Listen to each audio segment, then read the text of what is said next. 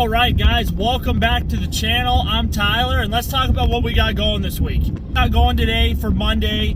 I'm heading to Caterpillar right now to pick up a small load and take it up to Aurora for a store transfer. And then after that, I have to head up to DIA, right south of the airport. They're building a bunch of houses and stuff.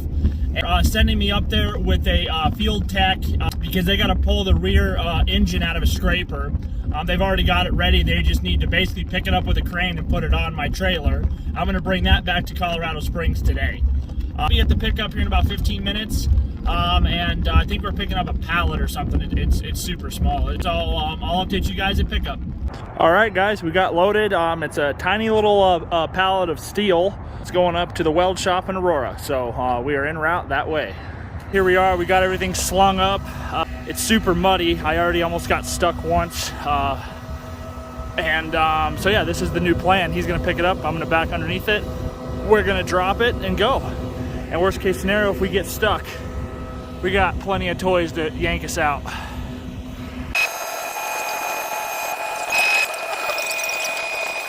We're also throwing on the Stinger because the truck that picked up the scraper left the Stinger. So we're taking both. All right, guys, we got loaded. Field tech, he almost got stuck trying to get out. He gave her all the way and he barely got out. But yeah, we got her on. You guys, make sure you have four-wheel drive. Pay the extra money because as a Hotshotter, you will get into situations where you need four-wheel drive. I promise you. So this pack is out of I believe a 627 scraper. It's the rear engine on the back. It has the engine and the radiator. And then this stand that they built actually is a custom built stand that they recently built. So I'm glad they did that, which was awesome. And we loaded the Stinger as well because Stinger weighs, I think, about 900 pounds. And that weighs, crane said, about 8,500. Let's go over how I tied this down. So on the Stinger, I just did a single 10-foot chain across the rear and the front to hold it in place. And then on the engine, I did a 4-point tie down, just like the last engine. And then I put a extra chain over the top to make sure that this pallet does not bounce. And yeah, that's it, guys. We're gonna hit the road and get out of here.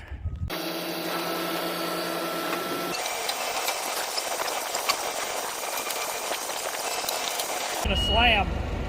That's okay on your trailer? Go ahead, it ain't gonna fucking hurt it.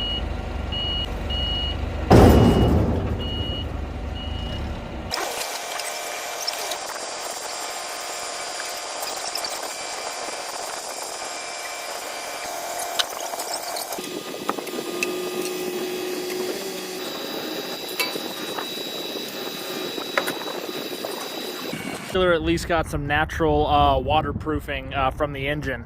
One of the transmission lines that was on there ended up, I don't know if it fell down or whatever happened, but gravity dumped all the transmission fluid that was in those transmission lines that were still hooked to the engine all over the trailer.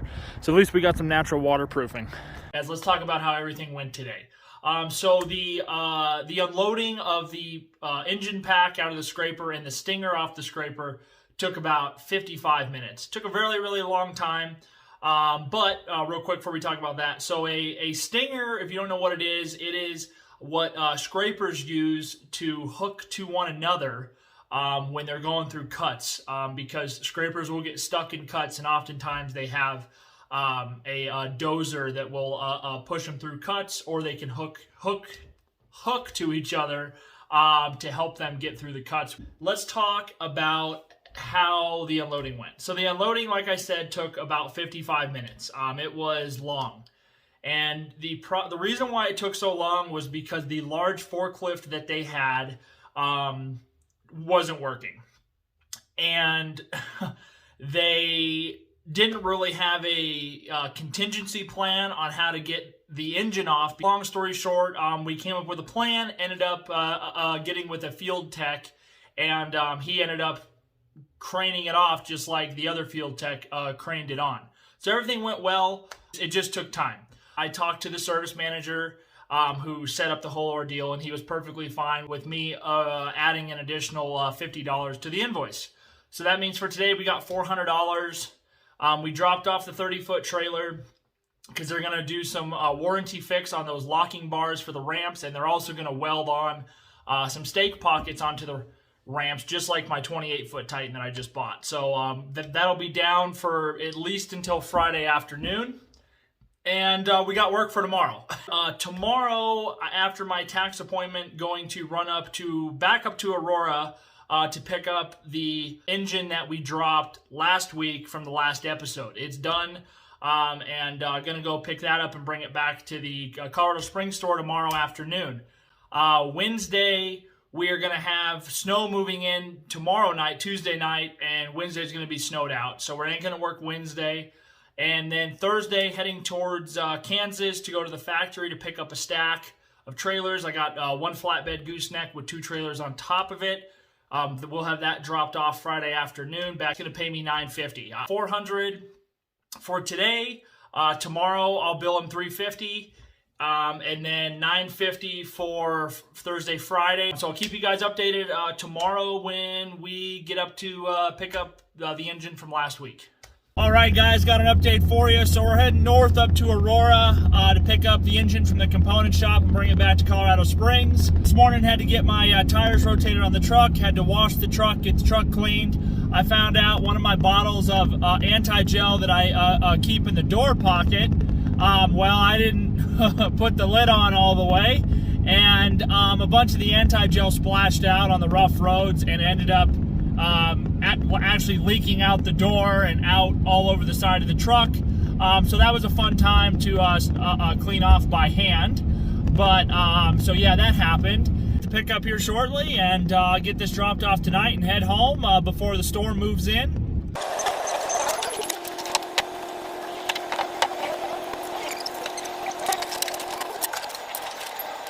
Hey guys, let's go over this load.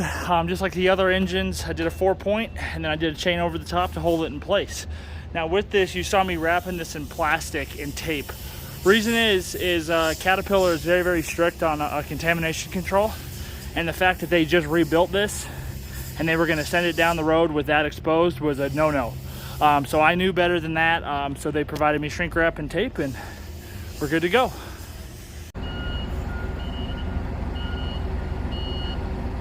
All right, guys, we made it home right as the snow started to come down pretty good. But let's talk about how today and yesterday went. So today and yesterday were absolutely awesome.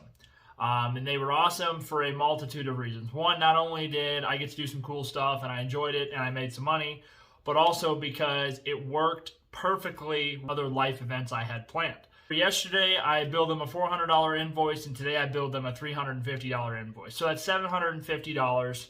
And my total mileage, guys, for the last 2 days was 492 miles. So that is $1.52 a mile. Now, a lot of those miles were extra. So like driving to my appointment, dealing with all the stuff I had to deal with today. I even had other stuff. I had to go to the store. I had all kinds of like other stuff I had to do on top of dealing with work. So I added a ton of extra miles. The actual mileage, what would have been if I would have just left from my house, went to the Colorado Springs store, did a round trip from Aurora and back, and then back to my house and did that 2 times, my total mileage would have been a total of about 410 miles. So all my extra shenanigans I had to take care of added about 82 miles to the mileage. So if I would have just done from the house and just strictly work, my rate per mile would have been about $1.82 a mile. So which would have been awesome. But still, obviously, $1.52 a mile is still in the green. It's on the low end of the green, but it is in the green. Next plan is we're going to be leaving Thursday morning and heading to Kansas to pick up a stack of trailers. And we'll be back Friday afternoon, so I'll update you guys on Thursday. All right, guys, got an update for you. So driving across Kansas right now. We're going to be overnighting in Manhattan, Kansas tonight. I originally was intending to drive to the factory, hook up, and then start my way back and have them dropped off by like tomorrow at noon. Well, that's not going to happen, and here's why. So due to the snow and the wind yesterday, I had to deal with a lot of snow removal this morning. I had to take care of my chickens. I had a lot of stuff that I had to take care of. So I was not able to leave the house until 10:45. And after that, I found out about 20 miles into my drive that the highway was closed. So I had to take a detour that added about half an hour to my day as well. So we are just really behind on time, but it is what it is. So now the new plan is tomorrow morning we'll head up to the factory, we'll get hooked up, we'll get all the flatbed cargo secured, and then we'll start heading back. Now the trailer store does close at 3 p.m. Tomorrow, so I don't think I'm going to be able to make it back because I'm not going to wake up stupid early in the morning. It's going to be cold as hell tomorrow morning. It's supposed to be a nice day tomorrow, but tomorrow morning is going to be brutal until about 9 a.m. So I am not going to be in any hurry to freeze myself. So what we're going to do instead is we're going to just drive back to the house tomorrow night, deliver the trailers Monday morning. That is the new plan. We'll update you guys tomorrow morning at the trailer pickup. All right, guys, good morning from the factory. I am currently waiting for my trailer stack to be built. The stack was already supposed to be built yesterday, but what ended up happening was due to the snow and the ice, they actually had an accident yesterday here at the factory. The forklift was trying to drag a trailer up their steep hill. They have a really steep hill here at the factory for the yard. And they lost control on the ice, and they ended up sliding down this really steep hill like a bobsled team.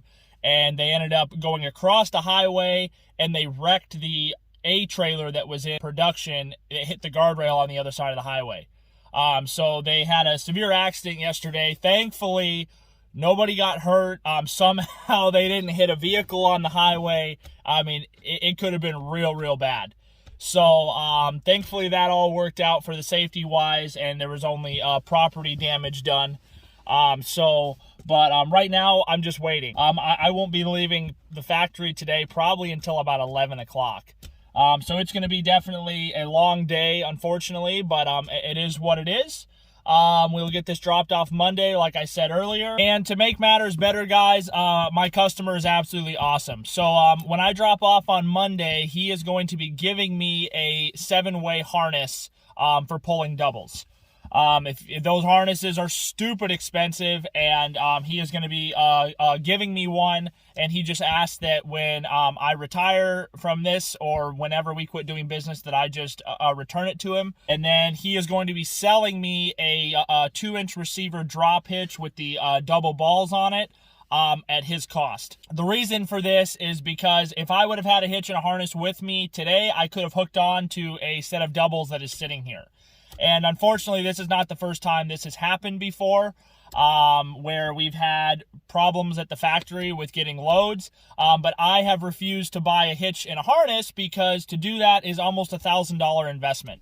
And I have refused to spend $1,000 for something like that I'm only going to use for doing this. So I guess today was a straw that broke the camel's back with holding out on buying this stuff. So we came to a good compromise on how we're going to do it. So I'm super grateful for that. And then going forward, this will never be a problem again. So yeah, we're just hanging out until we're ready to secure and get on the road.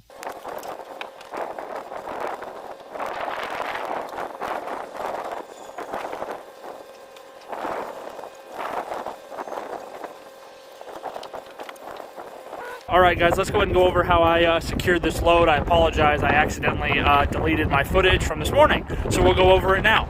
So on the lower trailer here, I did 2 chains of pulling from the front axle towards the front, and then I did 2 chains in an X just pulling basically side to side, and then just to make sure it didn't roll forward, I ran a single lasso strap on the bottom.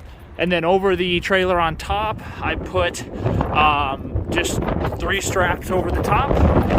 And then up front here on the neck, I put a single strap. Guys, on a side note here, this is exactly why you run 14-ply tires and not 10-plies. These bottom tires are 10-plies. And I honestly thought that the rear one had something in it, like it was losing air because of how bad it's sagging. Guys, make sure you run 14-ply tires in this business because 10-ply tires are a piece of shit and they're dangerous. All right, guys, make sure you always watch your diesel pumps. I was watching my pump doing the right thing. It didn't shut off and dumped all that shit all over the ground. So always watch your pumps, because if I wouldn't have been here, it would still be going. All right, guys, we made it home pretty late last night, and let's go ahead and talk about how the trip to the factory went. So this trip to the factory was by far the most frustrating and the longest trip I've had to date in all the trips I've done. And that's over like 20-something trips. So, yeah. So usually when I do this run, it takes me less than a day and a half. I usually can leave my house by 9 a.m. at the latest, drive out to the factory, hook up, drive back to Norton, Kansas, and then drive like the 4 hours and change the next day. And I'm usually offloaded and leaving the trailer place by between about 11 a.m. to noon. Well, for this one, that didn't happen. So I had to leave by about 11, somewhere in that time, because of the snow. And then the road detour added a ton of time and a ton of miles. And then the delay at the factory added 2 hours of time. And then I had to take a different road home because I can't drop until Monday because of all the delays and everything that happened. I had to add a ton of time and a ton of miles, and it was just bad all around. So my total mileage for this load when I drop it off on Monday morning is going to come out to 1,083 miles, okay, for $950. So not good at all. Okay, granted, it was a power-only load, so it's really not that bad. Okay, well, let me put this in perspective. Usually, for me to do a loop where I leave my house, head to the factory, drop the trailers, and come back to the house is usually 962 miles. So all the extra detours and problems and extra routes I had to take added 121 miles, guys.